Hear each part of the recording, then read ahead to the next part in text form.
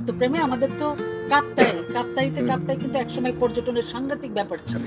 কিন্তু ওখানে একটা ব্যাপার ছিল অদ্ভুত সুন্দর। তুমি নর্মাল কাপ্তাই বলছি না, কাপ্তাই থেকে একদম ইন্টেরিয়ারে অনেক দূরে ভিতরে যেতে হবে।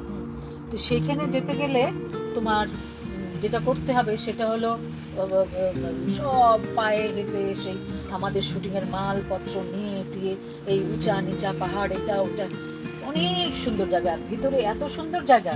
কিন্তু ওখানে আবার আমরা যদি কোনো সরকারি কারো কাছে পুলিশ আর্মি বা কাউকে বলতাম যে আমাদের একটু সহযোগিতা করেন, তখনকার সময় বলতো যে না সরি, আমরা আপনাদের এটা পারবো না, কারণ ওখানে কি ওই যে শান্তি বাহিনী টাইমে কি বাহিনী থেকে মানুষকে আটকিয়ে পয়সা করি চায়, কি কি মেরেও ফেলে। তো তখন বলেছে যে আপনারা যেতে পারেন না, আপনাদের নিজেদের রিস্কে, আমরা সহযোগিতা করবো। তবুও আমরা মনে করলাম যে না, ওখানে রাজাক ভাইয়ের ডিসিশন দেখলেন, এত সুন্দর লোকেশন, রাজাক ভাইয়ের প্রথম ছবি অনন্তপ্রেম, অপূর্ব ছবি, অপূর্ব, এত সুন্দর, কি বলবো লোকেশন ওর মধ্যে হাসির কিছু ব্যাপার আছে। মনে করো আমরা দলে বলে সব যাচ্ছি, সারাদিন শুটিং করবো, যাচ্ছি, তো বিয়েতে একটা সময় কেউ কেউ দাঁড়িয়েছি, থেমেছি, এমনকি ওই বড় বড় গাছগুলোতে একটা শিম্পাঞ্জিও দেখেছি, মানে ওটা হয়তো কোনো জায়গার থেকে এসছে নাকি। আর ওইখানে বাঁদর ভরা, এত বাঁদর যে কি করবো। তো আমাদের স্টিল ফটোগ্রাফার নুরুদ্দিন ভাইও আমাদের সাথে, সবাই আমরা একটা পরিবার।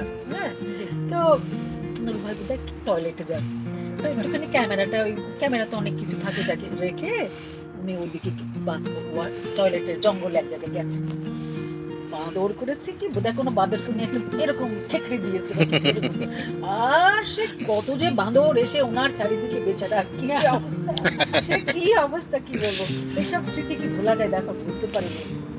আচ্ছা, তারপরে আর একটা ব্যাপার, যেটা যেখানে যাব সেখানে তো খুব সুন্দর সুন্দর তখন রাজাক ভাইয়ের নায়িকা আমি, তখন এই যে ওই একটা শাড়ি ছিল, চুল টুল সুন্দর করে টোরে যেতাম, খেতে সুন্দর লাগে দেখতে। কিন্তু ওইখানে পাহাড়, ওটা ওখানে ইন্টেরিয়ারে যেতে হবে, এত দূর হেঁটে 1-1.5 ঘন্টা হেঁটে ওখানে নামবো। তারপর দেখা গেল আমার চুল মোল মেকআপ সব উস্কো নোংরা নষ্ট হয়ে গেছে। সুন্দর সুন্দর রোম্যান্টিক দৃশ্য, একটু সুন্দরও তো লাগতে হবে। তো রাজাক ভাই তখন প্রোডাকশনকে অর্ডার দিলেন, যাই বাবুলি বোধহয় ছিল না, প্রোডাকশন ম্যানেজার বাবুল, করো আমার নায়িকার জন্য একটা তৈরি করো, পালকি। তো সেই পালকিতে আমাকে বসিয়ে তারপরে সেই যে লোকেশন সেখানে নিয়ে যাবো।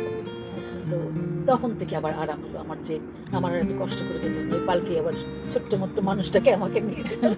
তো রাজাক ভাই জিজ্ঞেস করেছে পালকিওয়ালাদের, এই ঠিক আছে, কোনো অসুবিধা নাই তো তোমাদের? কিরকম কষ্ট হচ্ছে, কিরকম ওজন, কিরকম কি? ওজন নাই, একটা বাচ্চা হরিণ এইসব কথা, পাহাড়িরা নিয়ে যেত, এবং আমার সবচেয়ে ভালো লেগেছিল, বেশ 5-6 বছর আগে কাপ্তাইতে আমার ফ্যামিলি নিয়ে আমার ভাই বোন আমরা বেড়াতে গেছিলাম। তা আমার ওখানে আর্মিতে একজন আত্মীয় ছিল, তা আমাকে ডিনার করিয়ে বলছে, আন্টি আসেন, আপনাকে ববিতা টিলা দেখেন। ববিতা টিলা, এটা আবার কি? বলে হ্যাঁ, ওই যে রাজাক ভাইয়ের অনন্তপ্রেমের ছবিটি করেছিলাম ওখানে, শেষ দৃশ্য ছিল আমরা দুজনেই ওখানে মারা যাচ্ছি। তো ওই মারা যাওয়ার দৃশ্যটা ওখানে এত সুন্দরভাবে হয়েছিল, এত সুন্দরভাবে যে দর্শকদের মনের ভিতরে সাংঘাতিক গিয়েছিল। আমি রাজাক ভাই আমরা অভিনয় করে একদম সেই কেঁদে ফেলে সাংঘাতিক হয়েছিল। হ্যাঁ, তো এর পরের থেকে ওইখানকার জনগণ ওনার নাম দিয়েছে ববিতা টিলা, ওই যে মারা গেছে ওখানে ববিতা টিলা। এবং ওই পাহাড়টা নাকি যখন দেখে বড় বললো যে পানি আসে, জোয়ার ভাটা টাইপের কিছু হবে, তখন নাকি পাহাড় তো না, টিলা, ওটা ডুবে যাচ্ছে, আবার একসময় জেগে উঠছে, এবং এটার নাম ববিতা টিলা। আমার সাংঘাতিক ভালো লেগেছে। এটা তো অনেক বড় অ্যাচিভমেন্ট, তাই না? অনেক বড় অ্যাচিভমেন্ট। ওইখানকার জনগণ, ওইখানকার লোকজন, মানুষের একটা রেসপেক্ট আলাদা ছিল তো। হ্যাঁ, রাজাক ভাইয়ের জীবনের এটা ডাইরেক্টর হিসেবে শ্রেষ্ঠ ছবি। এত সুন্দর ছবি বানিয়েছে যে এই ছবিটি যতই বলো, এই ছবিটির পরে অনন্তপ্রেমের পরে এই ছবিটি কি করে যেন বোম্বেতেও তৈরি হয়েছে, কিয়ামত বোধহয় এই ধরনেরই।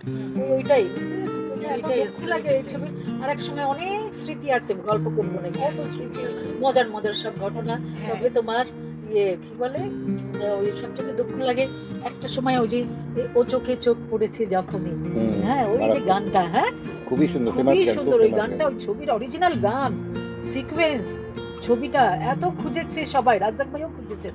ওইটা হচ্ছে যদি ওই সময় তো আর এত ইয়েতে মডার্ন এসব ছিল না, তো ভেবেছে অনেকের অনেক কাছে টেপ থাকে, এই থাকে, ভিডিও ইয়ে থাকে, কিছুতে কিছু পাওয়া গেল না। এই পুরো প্রিন্ট ছিল রাজ্জাক ভাই গুলিস্তানের ওখানে যে অফিসটা ছিল সেইখানে এই কি করে যেন আগুন লেগে সব পুড়ে শেষ।